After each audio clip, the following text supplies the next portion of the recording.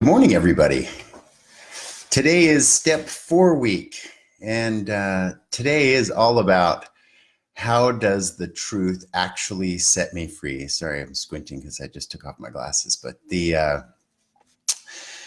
a couple of things before we get into step 4 that I want to announce, exciting announcements. I have some guests coming on to host in the next couple of weeks. And next Friday morning will be my brother Alema Harrington, and he is going to do step 5. And then I have Brian Heaton on step 6 the following week. And so I'm really excited to have these guests come. Both of them have a wealth of knowledge and a depth of experience in the steps. And so you'll definitely want to chime in next Friday morning at 8 a.m. on HiFive Live. And by the way, thank you, HiFive Live. Thank you, Corey Andrews. Thank you to the team for hosting this important show. For those that are struggling with addictions or struggling with hangups, this show is dedicated to you. This is all about how to apply the atonement in our lives. And the 12 steps truly are a practical application of the atonement and the healing power. So when we get to step 4, we have gone through the process of admitting first and foremost in step 1 that I can't. And in step 2, he can. And we come to believe in that power that can remove our obsession to act out and our addictive behaviors. And then in step 3, we make a decision to turn our will and our lives over to the care of God as we understand him.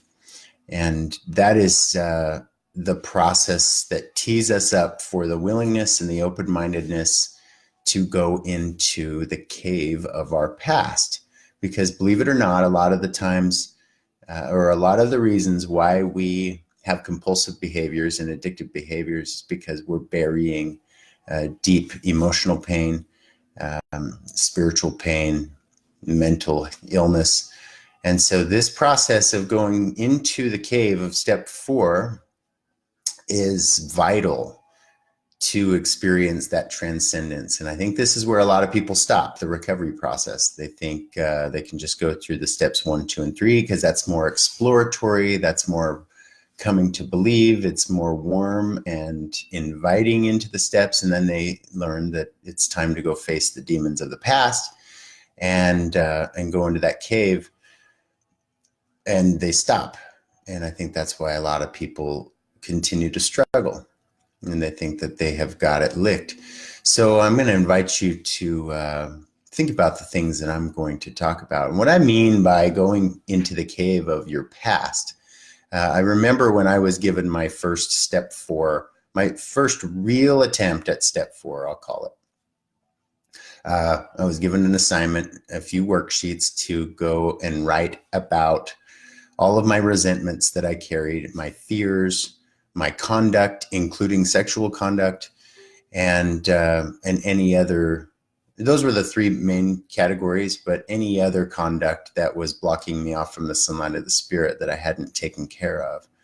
And to not only write them down on a piece of paper and stare them in the face, but also take it one step further and identify what patterns lie in those resentments and fears and behaviors. Why did I continue to resent people who were good people trying to help me in my life? And what was, where was my side of the street in those resentments? Because I spent my life blaming people and pointing fingers. And this process of going into my past, it was illuminating. So here I went into my past and I started to write down my resentments, my fears, my conduct, including my sexual conduct, and listing them out in those categories.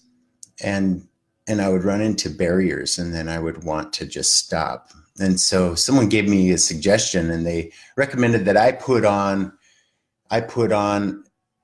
a headlamp and go in with a flashlight of some sort into the cave of my past and start to illuminate deep down in those caverns where there have been mold growing, and the sickness and the disease, the spiritual sickness has been growing, and shine light on that, because I've learned that the disease dies in the daylight, and the sickness thrives in secrets. So as we go into that cave and try to clean out our past, and we put it down on paper, it can be really scary. And so this process of being truthful and bringing it into the light is vital, because we're literally cleaning house. We're cleaning out our souls, and we're going to do something with that stuff. It's not just to write it down and to stare at it and whip ourselves more with shame and guilt, but to then take this list that we're creating and move on to step 5, which Alema will talk about next week. And that is where the true healing and cleansing happens, is through these steps of 4, 5, 6, and 7, as we get right with ourselves and we start to feel in harmony with the universe and with mankind through this process. So one of the tools that have helped me as I was trying to write out as honestly and as thoroughly and as fearlessly as I could all of my past conduct, I would sit down and start to write, and then I would just have like a dead end where no more thoughts were coming to me. And I was given this advice, which is to not treat step 4 like a homework assignment, but to pray and ask God to remind me of the deeds and the issues and the conduct that were plaguing me, and ask him if he could guide me to remembrance. And then once those came to my memory, to jot them down, no matter where I was. If I was driving, I would pull over and I would jot them down. If I was in the bathroom, or if I was eating dinner, or in mid-conversation with someone, as soon as a resentment or a fear or a past deed came up, then I needed to put down on paper and take inventory of, then I would just jot it down. And so what I did is I took a piece of paper and I folded it into 4 squares, and I just kept this thing in my pocket at all times. And I kind of wrote in code so that if anyone found the paper, they wouldn't know what it was, because I think we got to keep stuff private as we go through this process. It's not about airing out our dirty laundry, right?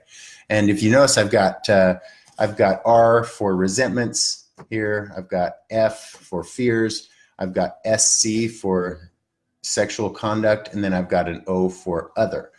And so I used this paper as a net to capture everything that would come to me, so that I'm working the most honest and truthful step 4 that I can possibly come up with. Because I think a lot of times people will go into a step 4 and they'll have 1 or 2 or 3 things that they are absolutely afraid of confessing. Big monster, scary things. And I had those things. And I wasn't going to tell anyone. In fact, I was going to go to my grave. Oh, my son came walking in. Come here, bud. This is unplanned and unscripted, but let's see if he can join me on step 4. Okay. So as I was capturing these thoughts that would come to me, there were always those 1, 2, or 3 items that would keep me from moving forward and progressing. So I would suggest that first and foremost, you write out those first 1, 2, and 3 things that you are most afraid of, because those are the barriers that are going to keep you from progressing spiritually. And so if you become willing to put those down, then the other things that will come to your mind and your memories will be sharpened, and it's like a piece of cake once you get those 3 items out of the way. He sees himself on the screen, so he's really entertained. So, hey, do you want to go see if Mom's awake? Yeah, go see if Mommy's awake. Okay? Go tell me if she's awake, okay? Love you. Bye. Tell her I love her. I can't apologize for that. That's just too cute. So, so that's the process. You gotta capture everything that you can so that this is the most thorough inventory that you have ever written. And then the next thing that I want to hit on when you go into step 4 is to pay attention to patterns. For example, I started to recognize that I had a lot of resentments towards past bosses, and my current boss at the time, who was a phenomenal man and gave me an opportunity to work in the treatment industry. He, let me just shut my door, hang on.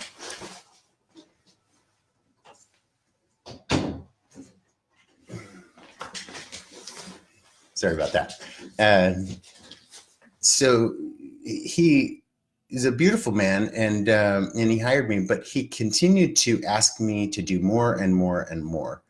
And I started to get resentful because I felt like I was kind of the dumping ground for more and more tasks that he didn't want to do. So I got resentful. So I took this to my sponsor in step 5, and I said, I resent my boss, and I said his name, and these are the reasons why. And my sponsor helped me look at it from an entirely different perspective. And he said, could it possibly be that the reason you are being asked to do so much is because he trusts you the most? I couldn't argue with that. I hadn't looked at it that way. I thought I was being punished or picked on, when in reality, my boss was asking me to do a lot of things that maybe the other employees weren't responsible to do. I don't know. But I thought that that was a really powerful experience, to look at patterns and look at everything through a new perspective, which absolutely changed my approach going forward. So as you go into step 4, think of all of the things that you're going to be preparing for step 5, and start to think about, hang on, son, I'll be right with you. I may need to cut this short. So think of all of the patterns and become aware of the patterns of how your resentments have blocked you off from the sunlight of the spirit. And fears, how many fears have blocked you off from the sunlight of the spirit? And your sex conduct and other wrongs. Like I had other wrongs, like I owed some fast loan places some money, and that was haunting me in the back of my mind. I had some amends that I needed to make, but this isn't the amends step. This is just the first inventory where you're going to get it all out on paper, keep it private, keep it safe, and write in code if you have to, because what you're going to do in step 5 is you're going to pull out that list and you're going to read it off. And you're going to do that with a trusted soul who understands the mission that you're on. And again, this not only applies to drug and alcohol addiction, pornography addiction, but this applies to sugar addiction.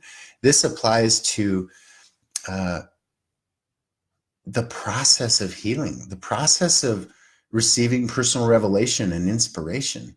This is teeing us up to have this channel open wide up so that we are intuitively in tune and understand God's will for us, and to have the power to carry it out. So everything that we are doing is preparing us to have that channel open. And it doesn't matter what our addiction is or our struggle is, or it might be our struggle is an addicted loved one.